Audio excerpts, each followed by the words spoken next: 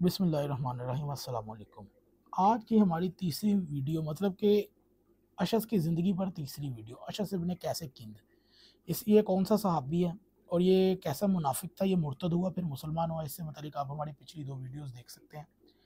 ये हज़रत अली के दौर में बहुत वाज़िया तौर पर मुनाफिक बना, हज़रत अली के कत्ल में भी मुलव्वस था। तो इससे ये साबित होता है कि सहाबा कराम भी हज़रत अली के कत्ल में मुलव्वस थे। अशस कैसे किंदी क्योंकि सहाबी है और नबी के दौर पे इसने नबी के हाथ पर कलमा पढ़ा है, तो इसका सारा ख़ानदान ही अहले बैत के कत्ल में मुलव्वस है। ये खुद हज़रत अली के कत्ल में, इसकी बेटी हज़रत हसन के कत्ल में और इसका बेटा इमाम हुसैन के कत्ल में मुलव्वस था। खैर, इसके बाद फरमाते हैं कि तुम कुफर में भी असीरी की ज़िल्लत से न बच सके और इस्लाम लाने के बाद भी इन रसवाइयों ने तुम्हारा पीछा ना छोड़ा और तुम्हें असीर बना दिया। चुनांचा कुफर की हालत में इसकी सहरी सूरत ये हुई कि इसके बाप कैस को कबीला मुराद ने कत्ल कर डाला, तो इसने बनी किंदा के जंग आजमाओं को जमा किया और इन्हें 3 टोलियों में बांट दिया। एक टोली की बागडोर खुद संभाली, दूसरी टोलियों पर कुब्श बिन हानी और कुसअम बिन अरकम को सरदार मुकर्रम किया। बनी मुराद पर हमला करने के लिए चल खड़ा हुआ, मगर बदबख्ती आई तो बनी मुराद के बजाय बनी हारस बिन काब पर हमला कर दिया, जिसका नतीजा ये हुआ कि कबिश बिन हानी और कुसअम बिन अरकम कत्ल कर दिए गए और इसे जिंदा गिरफ्तार कर लिया गया। आखिर 3,000 ऊँट फिदिया देकर उससे जान छुड़ाई। अमीरुल मोमिनीन ने इरशाद फरमाया, तुझे तेरा माल और खसब इन दोनों गिरफ्तारियों में से किसी एक से भी न छुड़ा सका। मैं फदिया से मुराद यानी हकीकी फदिया नहीं, क्योंकि वो फदिया देकर ही आज़ाद हुआ था, बल्कि मकसद ये है कि इसे माँ की फरावानी और कुंबा में तोकीर और सरबुलंदी इस आर से ना बचा सकी, वो सीढ़ी की ज़िल्लतों में अपना दामन महफूज ना रख सका।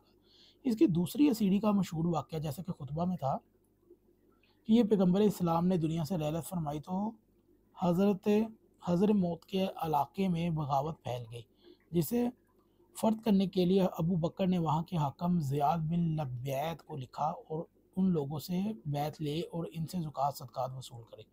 चुनांचा ज़ियाद बिन लब्यैत कबीला बनी अम्र बिन मुआविया के यहाँ ज़ुकात जमा करने के लिए गया, तो इब्न शैतान इब्न हुज्र की एक ऊँटनी जो बड़ी खूबसूरत और मजबूत ढील डोल की थी उसे पसंद आ गई। उसने बढ़कर इस पर कब्जा कर लिया, तो इब्न हुज्र देने पर रजामंद ना हुआ और कह इसे रहने दीजिए, इसके बदले में कोई और ऊँटनी ले जाइए, मगर ज़ियाद ना माना और शैतान ने अपने भाई इब्न हुज्र को अपनी हमायत के लिए बुलाया। उसने भी आकर कहा सुना, मगर ज़्यादा अपनी ज़िद पर रहा ज़ियाद और किसी सूरत में भी ऊँटनी हाथ से उठाने के लिए आमादा न हुआ। आखिर इन दोनों भाइयों ने मसरूक बिन मोईद यकरब से फरियाद की। चुनांचा मसरूक ने भी अपना जोर लगा दिया कि किसी तरह ज़ियाद से उस ऊँटनी को छोड़ दे, मगर उसने साफ साफ इनकार कर दिया, जिस पर मसरूक को जोश आया और इसने बढ़कर ऊँटनी खोल ली और शैतान के हवाले कर दी। ज़ियाद इस पर भड़क उठा और अपने आदमियों को जमा किया और मरने मारने पर तुल गया। इधर बनी लबैद में मुकाबले के लिए इकट्ठा हो गए, मगर ज़ियाद को शिकस्त न दे सके, मगर बुरी तरह उसके हाथों से पिटे, औरतें छुड़वाई और मालो मता लुटवाया। आखिर खुद बच्चे कुचे रह गए और अशस के दामन में पनाह लेने पर मजबूर हुआ। अशस ने इस शर्त पर कुमुक्का, इसका हाल देखिएगा, सफ़ा नंबर 42, वादा किया कि इसे इलाके का हुक्मरान मान लिया जाए। इन लोगों ने शर्त तस्लीम कर लिया, बाकायदा इसकी रस्म ताजपोशी भी कर दी गई।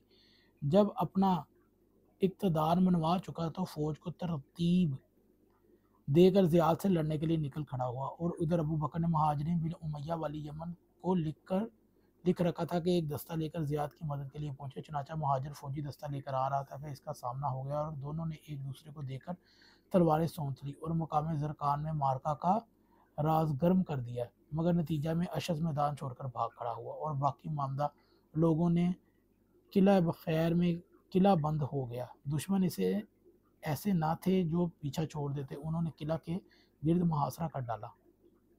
अशस ने सोचा कि वो इसे बेसरोसमानी के आलम में कब तक किला में महसूर रहेगा, राह कोई तरतीब करना चाहे। चुनांचा वो चुपके से एक रात को किला से बाहर आया और ज़ियाद और महाजर से जा मिला और उससे ये साजबाज की कि अगर उसे और इसके घर के 9 आदमियों को मान दी जाए तो किला का दरवाज़ा खुलवा देगा।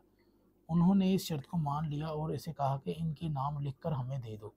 उसने 9 नाम लिखकर इनके हवाले कर दिए और अपनी रवायती दानिशमंदी का सबूत देते हुए अपना नाम इस फहरिस्त में लिखना भूल गया। ادھر یہ طے کرنے کے بعد اپنی قوم سے جا کر یہ کہا کہ تمہارے لیے مان لے چکا ہوں، اب قلعہ کا دروازہ کھول دیا جائے۔ جب دروازہ کھولا گیا تو زیاد کی فوج ان پر ٹوٹ پڑی، اور ان لوگوں نے کہا کہ ہم سے تو امان کا وعدہ کیا گیا ہے۔ زیاد کی سپاہ نے کہا غلط، اشس نے صرف اپنے گھر کے 10 آدمیوں کے لیے امان چاہی تھی، جن کے نام ہمارے پاس محفوظ ہیں۔ غرض 800 آدمیوں کو تگ و تہ کر دیا گیا اور کئی عورتوں کے ہاتھوں کو قلم، اور حسب معاہدہ 9 آدمیوں کو چھوڑ دیا گیا۔ مگر اشس کا معاملہ پیچیدہ ہو گیا تو آخر یہ طے پایا کہ اسے ابو بکر کے پاس بھیج دیا جائے، وہی اس کا فیصلہ کرے گا۔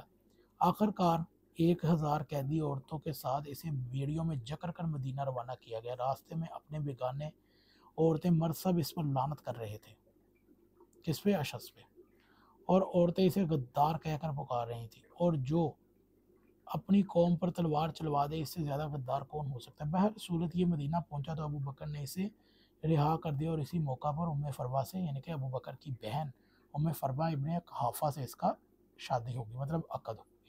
یہ تھا اشس کیسے کندی، جس کا پورا خاندان اہل بیت کے قتل میں ملوث تھا۔ یہ صحابی ہے اور حضرت علی کے قتل میں ملوث تھا۔ اس کے لیے آپ پچھلی ویڈیوز دیکھ سکتے ہیں کہ اس کی اولاد نے کس طرح اہل بیت کا قتل کیا۔